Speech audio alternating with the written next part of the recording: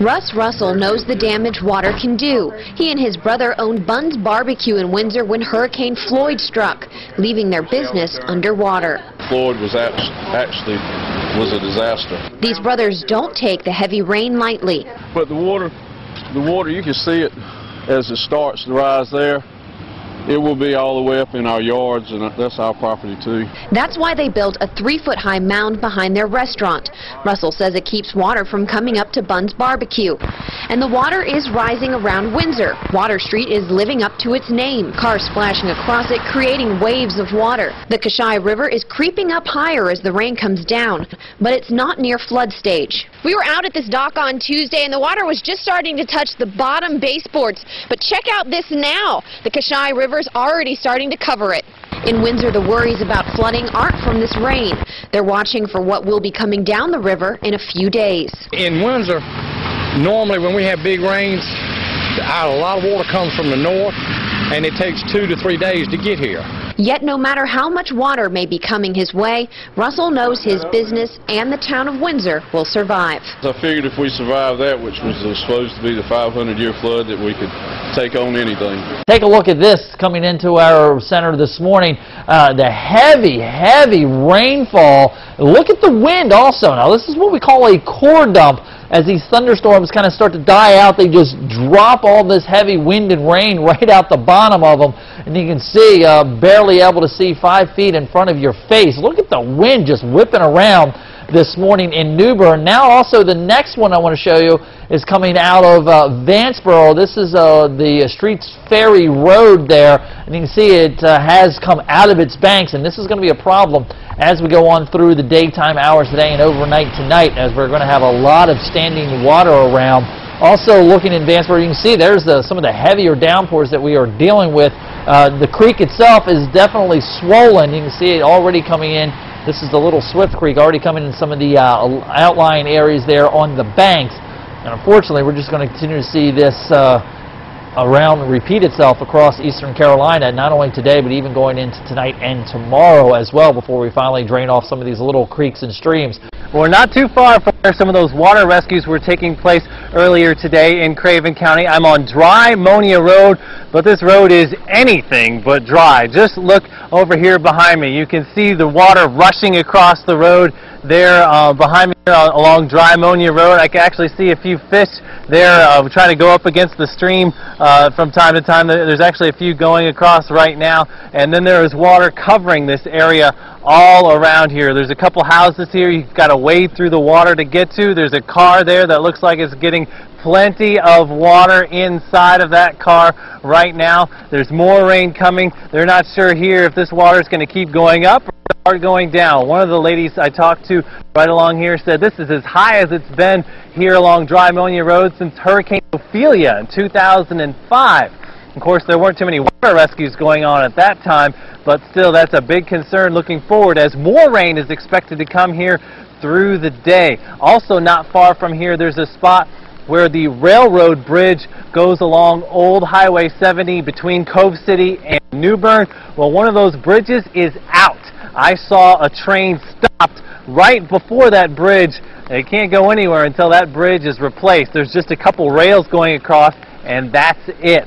So things are definitely serious in this part of Craven County. I'm out here on Worthington Road right now, and it feels more like Worthington River. Look how much water there is on this road right now. It's actually coming up over my boot as you can see me walk through it. I mean, there's just so much water covering the roads out here. And as you can see, here's the main problem. You can't even tell where the road ends and the ditches begin. The drainage ditches have completely filled up, and that's why it's spilling out onto the road here. Now, this type of thing is the main problem here in Pitt County. It's water covering roads. And of course, there are a lot of road closures in Pitt County. A list of those is on our website, WCTI12.com.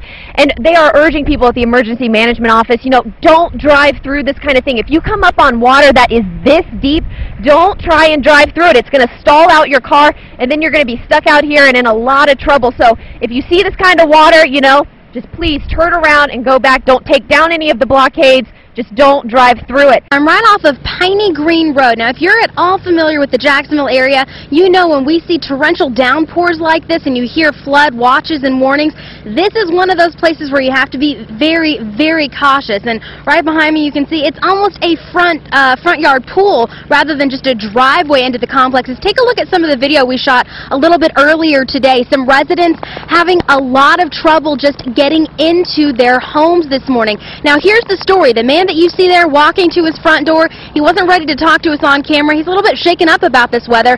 He's the one who called 911 around 3 o'clock this morning, alerted them there was water coming in the front door of his apartment complex. Some emergency management service folks got down here around 3:30 this morning, and we heard from the apartment manager, complex manager rather, that they were pulling people out of the windows here at Webb Apartments earlier this morning just to get them out. A mandatory evacuation gave them out quickly. Look how high this water is coming up. 15 minutes ago, we were standing on dry land. Now our feet are submerged. If you look behind me here, this road is completely washed out from water. Myself and our sports photographer, Derek Bain, we waded out there to try and get some video for you guys. And let me tell you, that water came up above my knee, and it's extremely swift moving. I mean, as we were filming, it was actually kind of pulling us to the left. So that water out there is actually really dangerous. Don't try and wade through it. It will actually start to pull you. Now, there's actually some homes out there, and we know people are still in their homes back out there. The water is starting to come up just to where kind of the houses are. Some of the cars in the front yards have started to flood out if they're in the low-lying areas. There's actually one house that's a bit lower than the others. We're told that house has about 3 or 4 inches of water in the garage, and the water is rising really quickly here because the rain is just torrential. It is not letting up whatsoever. Now we're going to talk about New Bern, and here's some video we just got into the studios. We haven't seen this kind of flooding since 1999, and all that changed today. We have some pictures here where you can see flooding across roads. This is where the new Persimmons restaurant is located in the downtown area, and you can see a few drivers braving the streets and going through, most of them big trucks and SUVs. Of course, anything low to the ground, you're really taking your chances right now. We want you to stay safe and stay off the roads if you can. No one expected this to happen. The water rose higher and faster than predicted. Now the only way across downtown Windsor is by boat. As the day began in Windsor, neighbors awoke to a watery shock. I said, oh my God, no baby, we can't get out. The next thing I know, they were knocking on the door and tell us to get out. The Kashai River is swallowing downtown Windsor. Water almost up to the roofs of buildings. The EMS center flooded. Storage units left open as people tried desperately to get out their belongings in time. For people here, it's bringing back haunting memories. We were just at Bunn's a few days ago, and look at it now. Water almost up as high as it was during Hurricane Floyd in 1999. Now, just 11 years later, Windsor is underwater again. I hope I never would see it again. It's one of the worst things you can ever go through. Homes, mere islands. Diesel fuel creating a film across the water. Now a long recovery is ahead of Windsor. We aren't not totally overflowed, so it's going to take another 10, 12 years to get over this. The National Guard is here to help, and neighbors tell me they pushed through Floyd. They will push through this. Well, you have to. You can't quit. You got to keep your chin up, keep going. Now residents are playing the waiting game. They won't know how much damage has been done until these waters recede. Reporting live in Windsor, Katie Jeffries, News Channel 12.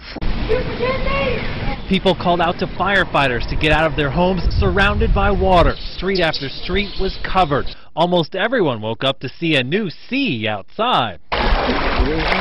Carlton Hicks took us around the yard. Man, this is He says the water has actually gone down here. They did not get out their cars in time for all this water. I guess the next thing will be it'll be jumped. This water would not stay outside. Hicks stacked everything he could on tables around the house. There's still an awful lot of water here in Duffy Field, but there are some signs of improvement. Just look over here. This is a line of debris and grass that's washed up here. That's the high water line from the storm. Now the water's down here, so the water's going down, although this neighborhood still has a ways to go before it's dry again. Mamie White left her car a few blocks from here. It stalled out in the high water. Nobody thought it was going to be like this. A few miles away, this boat sunk in the New Bern Grand Marina. The only thing keeping it off the bottom is a few ropes. It's not clear why it sank during the storm. Drops of fuel have started coming to the surface. City workers started blocking off the soaked streets. The flood looked like Neuse River almost. A river town with a new river. Floodwaters from Tranters Creek flow like a river throughout this mobile home community on VOA Road in Beaufort County. Rescue boats were abound since midnight to help those wanting to evacuate. I don't know how in the world, I didn't know how I was going to get out. I had no idea. Crystal Walker was in disbelief when she woke up this morning. She says there wasn't any water in her yard last night when she went to bed. I grabbed clothes and my dog, that was about it. Some residents used boats of their own to grab some more belongings, while others braved the water, knee-deep at some points, to salvage what they could. During Floyd, this was an area that was first hit with the floods then. It was a whole lot worse then than now, but yeah, it's just kind of collecting in the lower lying areas. And as the water continued to collect, some embraced their loved ones, facing the reality of what lies ahead. The overflowing waters from Tranters Creek also gave problems for drivers this morning who were trying to go into Greenville on 264 West. At one point, it stopped traffic completely, causing drivers to get up and wander around.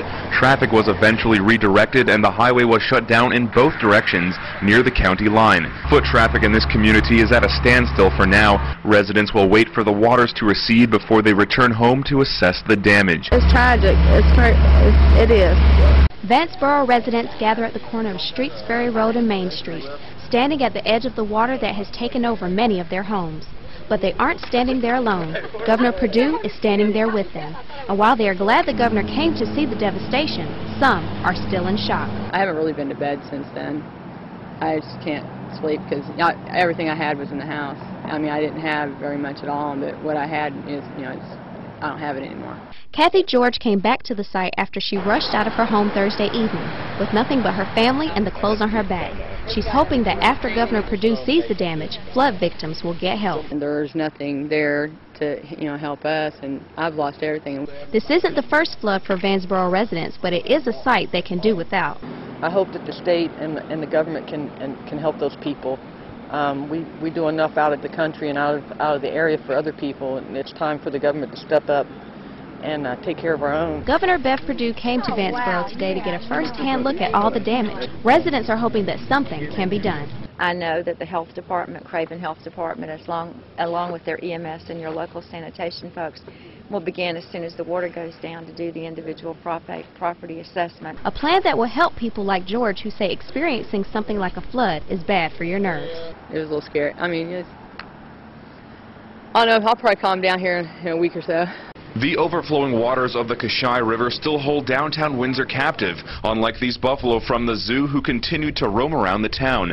But the good news is these waters continue to recede. Joe Drum lives in Rocky Mount, but today he came over to see how much water flowed into his downtown business, a finishing and dyeing factory off of South King Street. Everything that I have in the world financially invested in this factory. An investment that took on about a foot of water from the flood, destroying computers and fabric. Drum hopes that his machinery will still operate, so his employees will eventually be able to come back to work. I'm not going to be able to reopen Monday, and they all, of course, are depending on me for a salary. Another service these folks depend on is the post office. It had to relocate temporarily due to the flood. Those who couldn't get their mail delivered have been coming to this makeshift post office by the Food Lion in Windsor all day to get their packages, their letters, some even coming to get their first of the month checks, which are supposed to be delivered yesterday.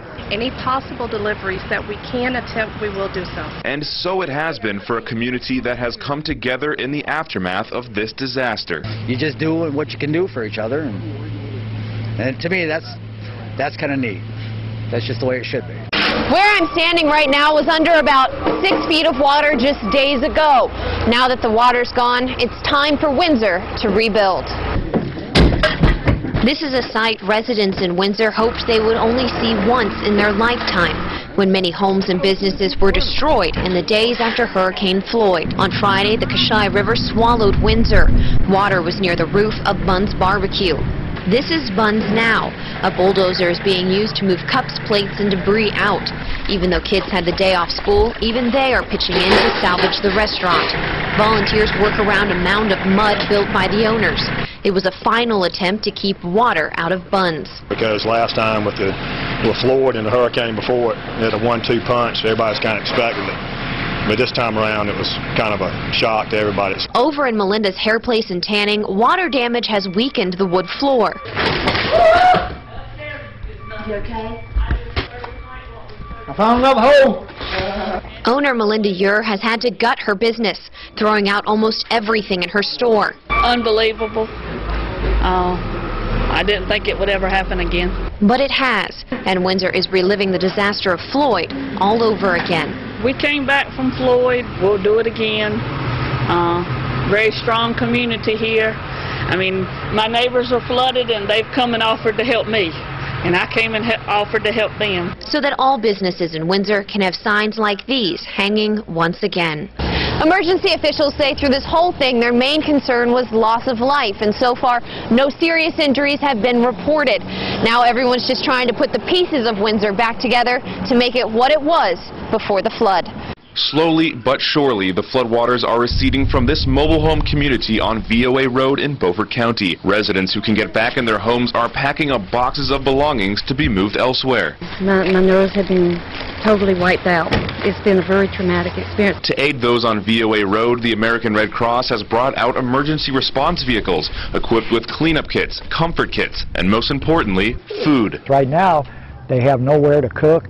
These power's out in these houses. They have nothing to prepare their food with. Even as these waters continue to recede off of VOA Road, the Red Cross is urging residents not to walk through them because of possible health concerns. Once the ground becomes that saturated, there's potential for backup from the septic tank. It'd be like walking through sewerage. And as the waters do go down, Emergency Management Coordinator John Pack says his team is getting closer to starting a recovery operation. Start taking the carpet out of the houses, getting the floors aired out.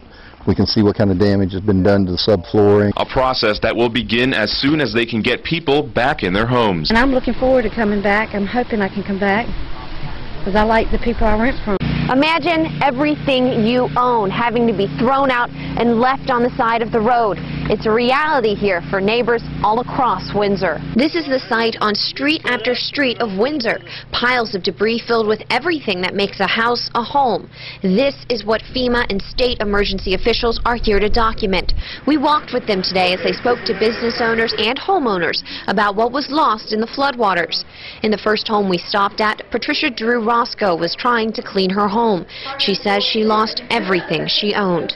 It's just indescribable, you know, because it happened so quick, you know, because they wasn't expecting this to happen this quick, and then it just all of a sudden it happened, you know. FEMA and state officials documented her loss.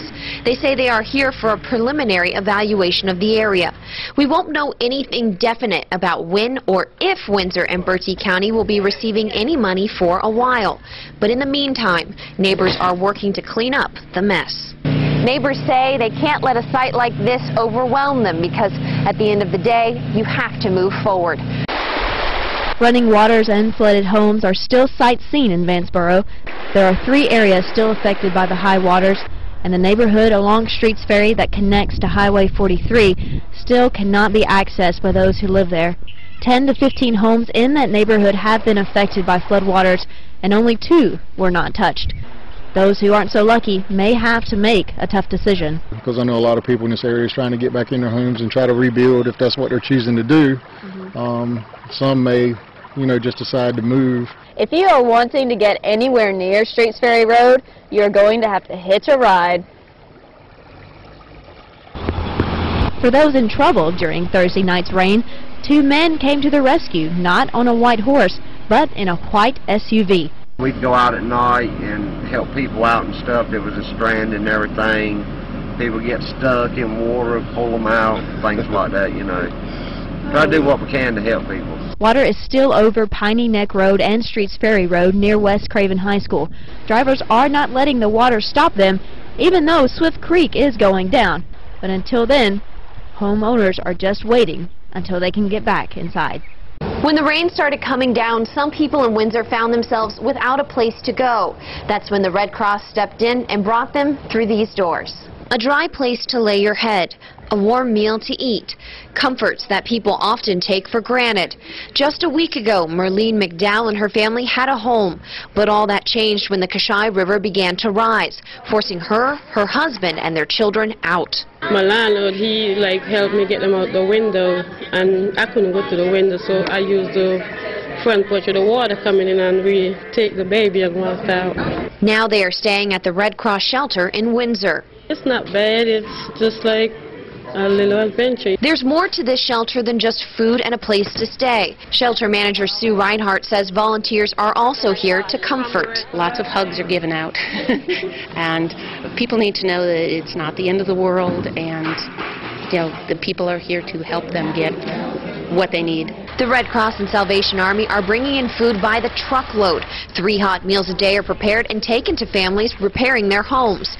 And many are stopping by to pick up free cleanup kits and Clorox bleach. It's these small comforts that the Red Cross hopes will keep spirits up for residents like Merlene McDowell as they face this tough time. So I think you just got to think ahead and forget about what happened behind and just hold your head up and keep going. There's no time frame for how long the Red Cross and the Salvation Army will stay in Windsor, but they say they'll stay as long as they're needed.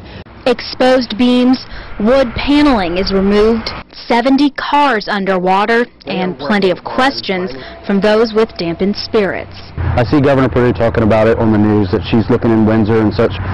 Where's the assistance for some of the surrounding counties? This building is pretty much condemned. Rich Homer shows us around Majestic Motorsports, where the muggy smell of floodwater is still pungent. On top of the massive cleanup, Majestic is under a 90-day eminent domain notice. The state wants him out so they can expand Piney Green Road. I'm in the middle of building a building and trying to get that set up, and all the inventory and all the money invested, I just watched it wash away. High water is gone, and Homer says it's high time the government helps Onslow County. There's people down the road in the Webb Apartments. They lost everything they had. I ended up sleeping in my truck. Ken Roberts lives in Webb Apartments. The waters may have gone down near the Webb apartment complex, but it wasn't like that last week. On Thursday, the river was at high tide, which meant those floodwaters were right back up to their window sills. In minutes, and I'm talking probably less than 5 minutes, it went this high out front here. Rapidly rising rivers mean Roberts' neighbors were practically washed out of their homes. That's why he wants a government response too. I think that FEMA and all government agencies, starting with our beloved governor on down, need to be more attentive, not to just their particular favorite areas. They'll get their best advertisement from, but with everybody. It's down this muddy road in Craven County that you'll find neighbors helping each other, especially in a time of need. Harmon Acker Jr. was one of those needing help when his truck got stuck in the water, and a tractor was the only way to get him out. Oh, it's bad. It's been bad by then. I mean, I come out about 3 days ago, and it was coming over the hood of my truck. Floodwaters were nearly 6 feet high during the storm, and though levels are receding now, it's not happening fast enough.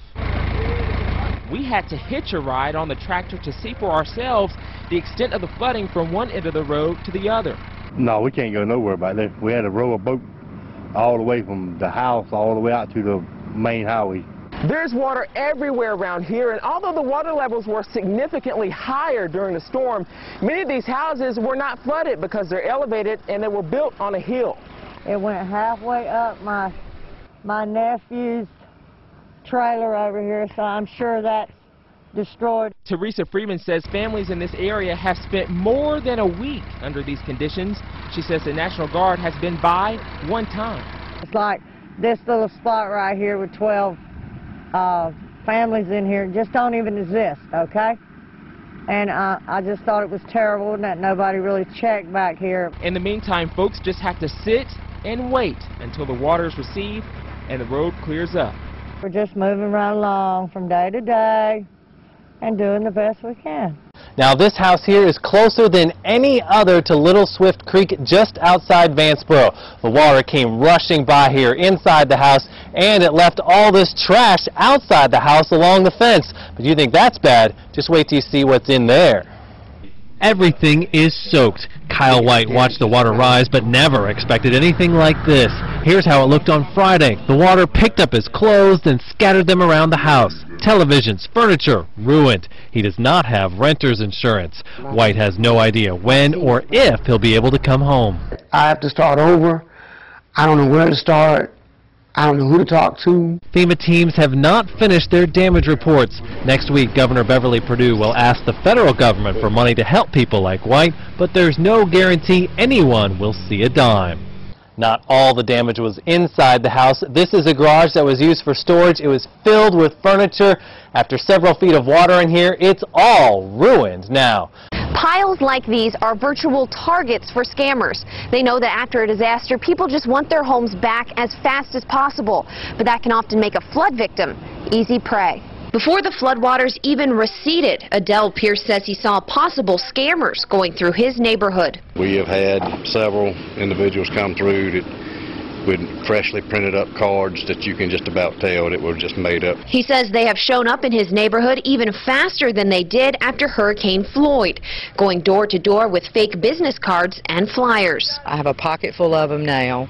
I happen to work in the construction industry, and I have not recognized any of those groups that have come through. They are smooth talkers, so to make sure you don't fall victim to a shameless scammer, we have some tips from the North Carolina Attorney General's office. Never pay for work up front. If you have to make a down payment, have a written contract and use a check or credit card to pay. Beware of contractors that will try and push you into a deal. Before you sign the dotted line, always check out a company with the Better Business Bureau. And lastly, before work begins, get a written contract detailing the work, its cost, and a finish date. And Adele Pierce has his own simple way of verifying workers that come into his neighborhood. We'll take any business cards and we'll have them verified through our emergency management. So remember, never pay cash up front for any service. And trust your gut. If it feels like a bad deal, it probably is a bad deal. No one's going to live here for at least a month. The military family renting this home in New Bern will not come back. A week after the storm, there's still puddles in the crawl space. Contractor Del Rosenberg has to fix it all up before mold sets in. All the panels in the kitchen have to go. The hardwood floor, the subfloor, even the plywood underneath must be removed. It's already gone in the bedrooms. Got to get some fans and different things, but once they pull the insulation out, then there'll be less moisture in the air. Rosenberg tore out the bottom 4 feet of drywall before it became spotted with mold. It can really damage your health. In this house, the water came up about a foot, soaking not just the walls, but the insulation here. Just see it come out right there. But the water also travels up the insulation, so it's got to go several feet up. Even the lower kitchen cabinets must go. Soon, these contractors will remove the last of the soaked insulation and ductwork in the crawl space. Every door ruined. The reason you have to replace them is because they can never dry out enough. When everything is finally ripped out, Rosenberg will have to wipe down the beams with a solution 5 parts water, 1 part bleach. Then the new flooring and walls will go in and it will be ready for a new family, at least until the next flood comes. One sign, 5 words.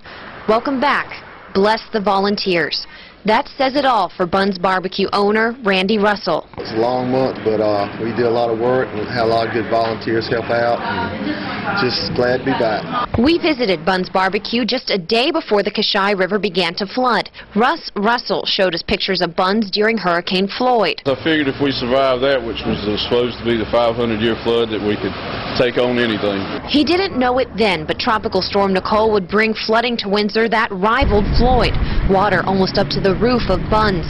Randy Russell says seeing the water rise around his restaurant again made him think for a moment of ending the business, but that soon changed. After water, receded, and all your friends come in and start helping you out, then you realize it's worth it. And help out they did. This is Bunn's now. 2 110 a cornbread. To-go orders being placed, trays loaded up with food, customers enjoying a friendly lunch. This full parking lot is really what it's all about. People are dropping by to pick up their barbecue and get back to a sense of normalcy, which is something many of them haven't had since the rain began coming down. Bunn's has been a part of Windsor since 1938. Coming here since they were kids, they come in here and say, well, Mom, parents brought me in when I was 3 years old, and I can still remember it. Still looks the same. And that's what makes it, you know, Buns. And it's not going anywhere anytime soon.